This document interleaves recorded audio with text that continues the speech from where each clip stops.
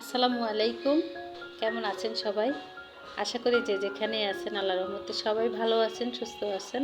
আমিও আমার পরিবারের সবাইকে নিয়ে আলহামদুলিল্লাহ ভালো আছি। তো বিকেলে নাস্তা খাওয়ার জন্য এখানে তালের পিঠা বানাইতেছি। চালের গুঁড়া সবসময় আমি ডিপ ফ্রিজে রাখি, বাহিরে খুব কম সময়ের জন্য রাখি। তো বের করে আগে রাখতে মনে ছিল না, এখন তাড়াহুড়া করে বাইর করলাম। সমস্যা নেই, আমি তালের সাথে অন্য উপকরণগুলো মিক্স করতে করতে এদিক দিয়ে চালের গুঁড়া নরমাল হয়ে আসবে। প্রথমে তালের সাথে চিনি দিয়ে দিব পরিমাণ মতো। এই তালগুলো অনেক মিষ্টি, সে কারণে আমি তালের মিষ্টি বুঝে এখানে চিনি দিয়েছি। তো হাফ কাপের মতো হবে চিনিটা ভালোভাবে তালের সাথে গলিয়ে নেব। এই পর্যায়ে এখানে দিয়ে দিব পরিমাণ মতো লবণ।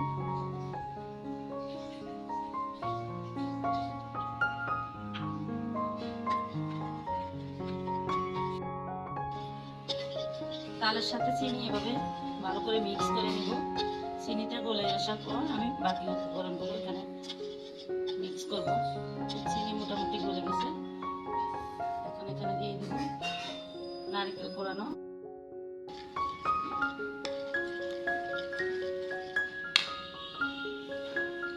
এখন দিয়ে দিলাম এখানে ময়দা,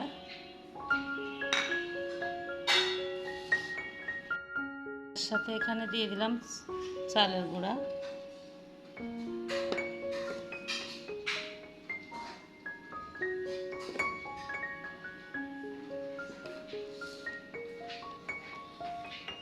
এখন এগুলো তালের সাথে এভাবে ভালো করে মিক্স করে নিব।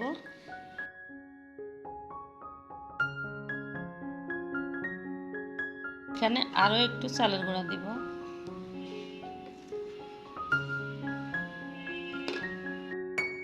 আবারও ভালোভাবে মিক্স করে নিব।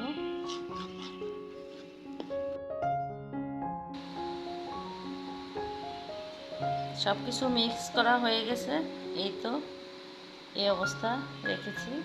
এখন এটাকে আমি 5-10 মিনিটের মতো ঢেকে রাখবো এগুলো সেট হওয়ার জন্য। তারপর পিঠাগুলো বানাবো।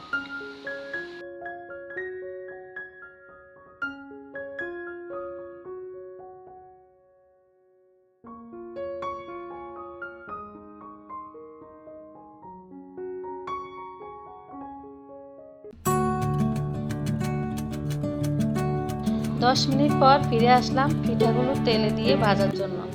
সাথে সাথেও ভাজা যায়, তো আমি একটু রেখে দিয়েছি একটু বেশি ভালো হওয়ার জন্য আর কি। তো তালের পিঠা ভাজার জন্য এরকম সাইজ করেই দিতে হয়, ছোট ছোট করে। বেশি বড় দিলে দেখতে ভালো লাগে না, আর ভিতরে কাঁচা থেকে যাবে।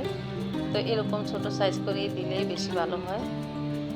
তো 1 ফিট হয়ে গেছে, প্রথম বেশ তো একটু নিচে লেগে গেছে, তো সমস্যা নেই, উঠে গেছে কিছুক্ষণ পরে। এই তো প্রথম বেশ পিঠা নামিয়েছি, দেখতে খুবই সুন্দর কালারটা আসছে। তো বাকি পিঠাগুলো আমি এভাবে সুন্দর করে ভেজে নিয়েছি। সব পিঠে ভাজা শেষ, টেবিলে নিয়ে আসছি খাওয়ার জন্য। খুবই সুন্দর দেখতে, যেমন সুন্দর হয়েছে খেতেও কিন্তু অসম্ভব মজার হয়েছে পিঠাগুলো। দেখে চোখ জুড়িয়ে যায়, আমার কাছে খুবই ভালো লাগছে, আর খেতে অসম্ভব অসম্ভব মজা হয়েছিল। চালের গুঁড়া আর ময়দা একসাথে দেওয়াতে পিঠার বাহিরটা যেমন ক্রিস্পি হয়েছে, ভিতরটা একটু নরম জুসি জুসি ভাব। খেতে তো খুবই ভালো লাগছে। তো ভিডিওটি এ পর্যন্তই, সবাই ভালো থাকবেন। আল্লাহ হাফেজ, আসসালামু আলাইকুম।